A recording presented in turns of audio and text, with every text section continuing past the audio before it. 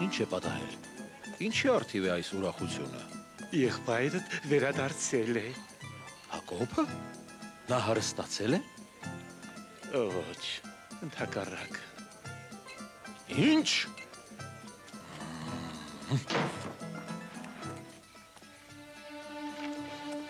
Նեհեմիա, ինչու ներս չես գալիս։ Տարիների վեր ծառայում եմ քեզ, քո ոչ մի հրահանգ երբեք չեմ անտեսել։ Եվ սակայն դու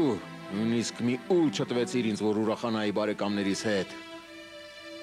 Մինչդեռ երբ եկավ քո այդ որդին, որը քո ունեցվածքը վատնեց, դու պարարտ հորթն ես մորթում նրա պատվին։ Ինչպես հասկանամ։ Նեհեմիա, տղաս, դու միշտ ինձ հետ էիր ու ամբողջ ունեցվածքը քոնն էր։ Հիմա պիտի ուրախանանք և ցնծանք, որովհետև եղբայրդ մեռած էր և կենդանացավ, կորած էր և գտնվեց։ Ես երկուսիդ էլ սիրում եմ, դու միշտ ավելի իմաստուն էիր, եղբայրդ զգաց իր սխալը և հասկացավ կյանքի իմաստը։ Հիմա գնանք տղաս, գնանք ինձ հետ։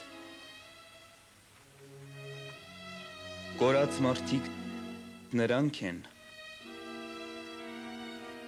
որոնք մեղք են գործում Աստծո հանդեպ։ Հիմա թույլ տվեք հարցնել ձեզ փարիսեցիներ, ում մեղքը կների երկնային հայրը, երբ տեսնի, որ զղջացել են արածի համար։ Մենք ինչ իմանանք։ Ուրեմն ես կասեմ ձեզ. Տերը ամենքին էլ կների, և եթե դուք էլ ապաշխարեք, ձեզ էլ կների։ Գնանք։